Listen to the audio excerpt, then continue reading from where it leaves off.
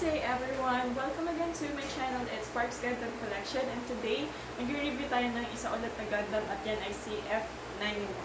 So, yung dalawang form ni F91. So, we will talk about the articulation, the build, the appearance, and lastly the weapons para malaman natin kung worth it ba talaga siyang bilhin.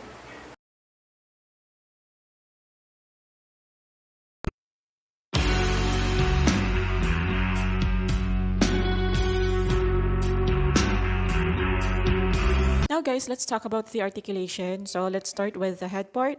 We have here a little bit movement upwards and downwards. We also have 360 degrees movement. And for the shoulders, we have here like this. Oh, I think, oops. You have there a little bit movement upward and downward and then a little bit sideward. For the arms, we have here a movement like this and downwards, and as expected we have another movement which is 360-degree rotational movement.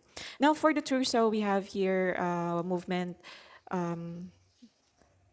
We have movement for the torso in front and back. Now let's move on to the skirt. So for the front skirt, we have here I think it's 80-degree movement. So para sa akin hindi siya ganun kaganda kasi the more na limited yung movement ng skirt, ganun din ka-limited yung movement ng legs ng Gundam. So, yun ang hindi masyadong maganda. Then, we also have here the side skirt. This is actually called as spare beam shield rock of F91, so that is the maximum movement of it. We don't have movement at the back skirt. And the last one, or sorry, next one is that we have here the leg part wherein we can move this like this.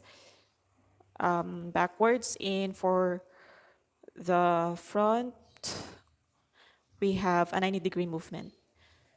Next thing is that the feet. Oh, yeah, we have here the feet, so we have only a rotational movement in here like this, but we can't but yeah, unlike with the other Gundams, we don't, or we always see them moving their feet downwards, but ito permanent lang siyang ganyan, hindi siya move. Next, if we were going to proceed to the back part of this Gundam, we have here the variable beam saber. So we have here, this is the only movement. Next is that we also have a little movement in this part. Yeah.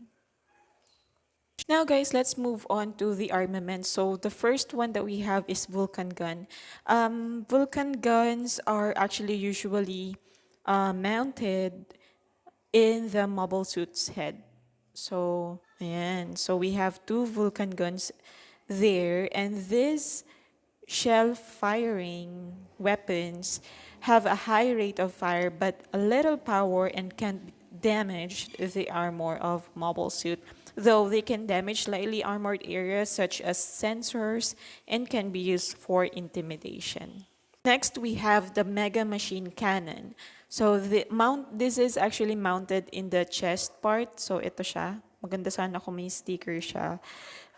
This is a pair of Mega Machine Cannons which are actually stronger than the Vulcan guns that are located in the head part.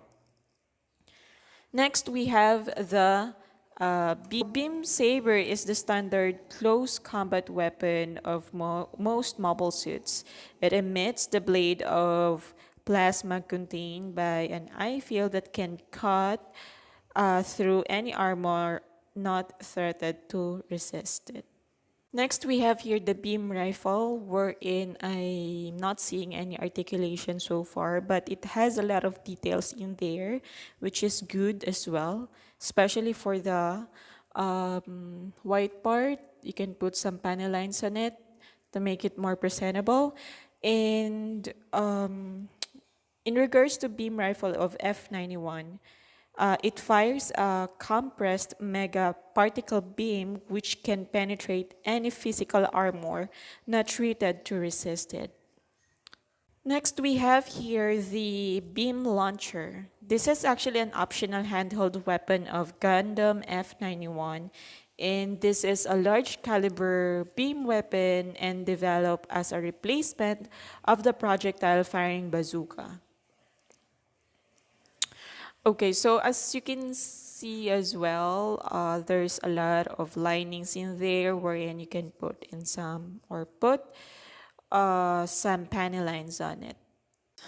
So the next weapon that we have here is the variable speed beam rifle. This is actually located at the back of F91. So there are two in here. This is also known as the greatest weapon of of this Gundam. So the only articulation that I observed on this weapon is that you can do this there. Next or the last armament that we have here is the beam shield. So this is located in the left arm of this Gundam.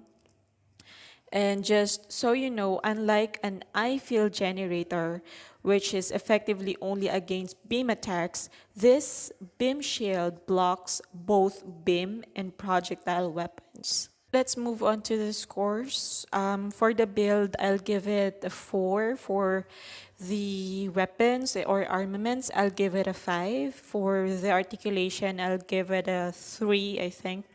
And last but not the least, the appearance, of course, I'll give it a 4.5.